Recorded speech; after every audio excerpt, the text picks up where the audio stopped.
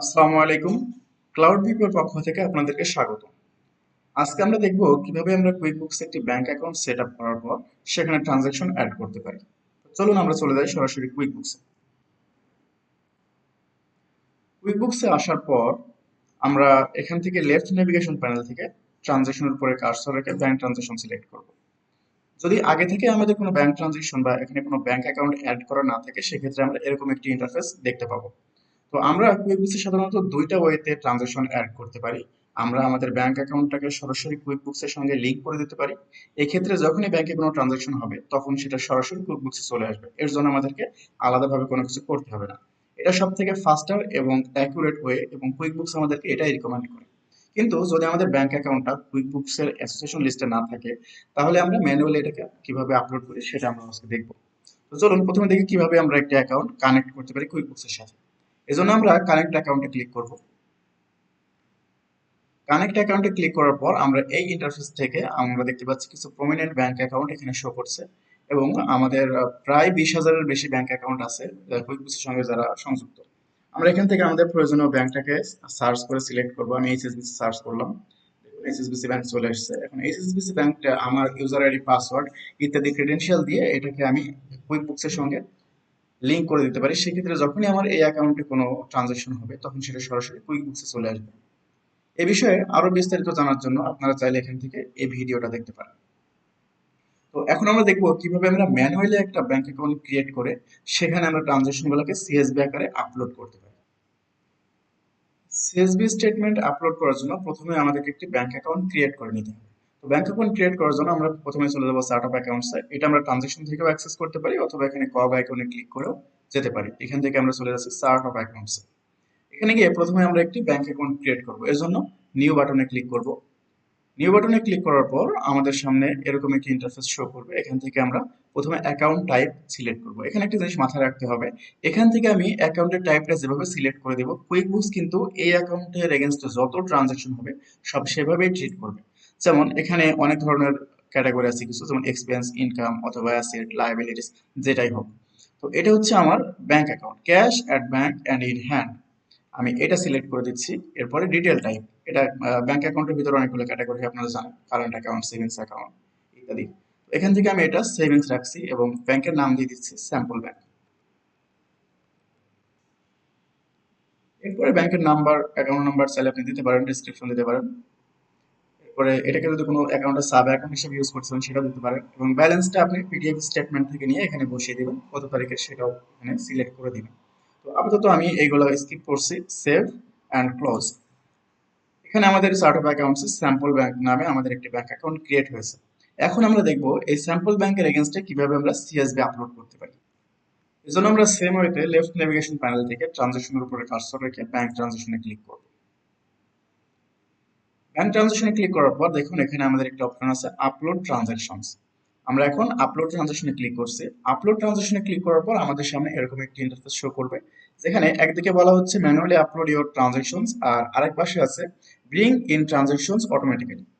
তো কুইকবুকস আমাদেরকে এটাই রিকমেন্ড করে যে আমরা আমাদের ব্যাংক অ্যাকাউন্টটাকে কুইকবুকসের সঙ্গে কানেক্ট করে দিব এবং কুইকবুকস অটোমেটিক্যালি সেখান থেকে ট্রানজাকশনগুলো নিয়ে আসবে। এক্ষেত্রে ভুল হওয়ার সম্ভাবনা একেবারেই থাকে না এবং এটা খুবই দ্রুত সম্পন্ন হয়।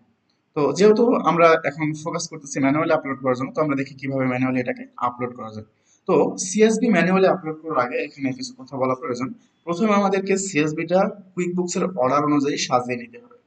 যখনই আমরা ব্যাংক অ্যাকাউন্ট থেকে কোনো একটি স্টেটমেন্ট নেই সাধারণত ব্যাংক এটাকে পিডিএফ আকারে আমাদেরকে প্রোভাইড করে।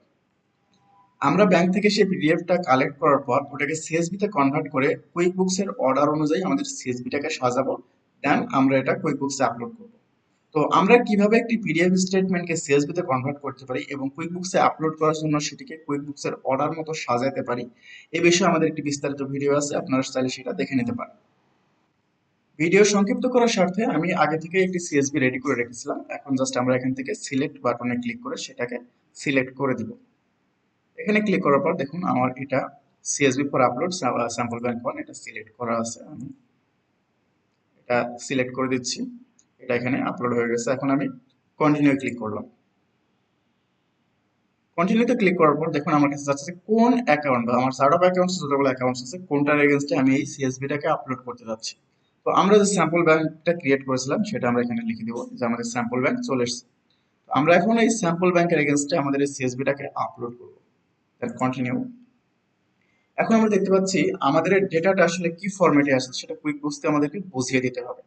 তো এখানে দুইটা স্টেপ আছে। প্রথম স্টেটমেন্টে আমাদের ডেটা ফরম্যাট অনুযায়ী ডেটা ফরম্যাটটা কেমন সেটা কুইকবুকসকে বলতে হবে, এবং দ্বিতীয় যে স্টেপ আছে সেখানে আমাদের কোন কলামে কোনটা আছে সেটা কুইকবুকসকে ধরিয়ে দিতে হবে। তো চলুন আমরা দেখে আসি আমাদের সিএসবিটা কি অবস্থাতে আছে। আমরা দেখতে পাচ্ছি আমাদের সিএসবি তে প্রথম যে রোটা আছে এটা আমরা হেডার হিসেবে ইউজ করেছি, এবং আমাদের যে ডেট ফরম্যাট গুলো আছে এখানে প্রথমে ডেট আছে, তারপরে মান্থ আছে, তারপরে ইয়ার আছে, এবং আমরা ফার্স্ট কলামটা ইউজ করেছি ডেট হিসাবে, সেকেন্ড কলামটা ইউজ করেছি ডেসক্রিপশন হিসাবে, থার্ড কলামটা ইউজ করেছি অ্যামাউন্ট হিসাবে। তো সাধারণত দুইটা ভাবে অ্যামাউন্ট দেখানো যায়। প্রথমত আমরা মানি মানি আউট এভাবেও দেখাতে পারি, অথবা একই কলামে দেখাতে পারি যেখানে প্লাস মাইনাস সাইন থাকবে, যে মাইনাস মিন্স আমার ব্যাংক থেকে টাকা আউট হয়েছে, প্লাস মিন্স আমার ব্যাংকে টাকা ইন হয়েছে। তো এখন কুইক বুকসকে আমরা আমাদের এই ফরম্যাটটা বুঝিয়ে দিব। তো আমরা এখানে বলছে is the first row in your file A header, প্রথম রোটা হেডার কিনা, আমরা যেহেতু হেডার ইয়েস রাখলাম। How many columns show amounts, আমাদের অ্যামাউন্ট ওয়ান কলামে শো করা হয়েছে, এই যে আমরা ওয়ান কলামে রাখতেছি। যদি টু কলামে হতো আমরা এখান থেকে টু কলাম সিলেক্ট করতাম। দেন আমাদের ডেট ফরম্যাটটা কেমন ছিল সেটা এখান থেকে দেখিয়ে দিব। অনেকগুলো ডেট ফরম্যাট কুইকবুক সাজেস্ট করতেছে, আমাদের যেটা সেটা আমরা দেখিয়ে দিব। আমাদের আছে ডেট, মান্থ, ইয়ার, এইটা ওকে। দেন এখানে বলতেছে ডেট, প্রথম কলামে ডেট আছে কিনা, হ্যাঁ আমার প্রথম কলামে ডেট আছে। দ্বিতীয় কলামে কি আছে, ডেসক্রিপশন, কুইক বুক অটো ডিটেক্ট করছে, না হলে আমি এটা ধরিয়ে দিতে হতো এভাবে। এবং তৃতীয় কলামে কি আছে, অ্যামাউন্ট, ফাইন। চতুর্থ একটা কলাম আমরা রাখতে পারতাম চেক নাম্বার হিসাবে, যদিও এটা আমার প্রয়োজন নাই এবং এটা অপশনাল, এজন্য আমি এটা আপাতত স্কিপ করতেছি। দেন কন্টিনিউ। কন্টিনিউ ক্লিক করার পর আমার যতগুলো ট্রানজাকশন ছিল ওখানে ট্রানজাকশন গুলো এখানে শো করছে। এগুলো আমরা একটা একটা করেও চাইলে সিলেক্ট করতে পারি, কোনগুলো আমার প্রয়োজন সেগুলো আপলোড করার জন্য আমি এখানে ক্লিক করে একবারেও সিলেক্ট করতে পারি। এগুলো সিলেক্ট করার পর আমি এখান থেকে কন্টিনিউ ক্লিক করলাম। কন্টিনিউ ক্লিক করার পর এখানে আমাকে 6টা ট্রানজাকশন ইম্পোর্ট হবে এই ব্যাপারে আমার কাছে পারমিশন চাচ্ছে, আমি এই 6টা ট্রানজাকশন ইম্পোর্ট করে নিচ্ছি।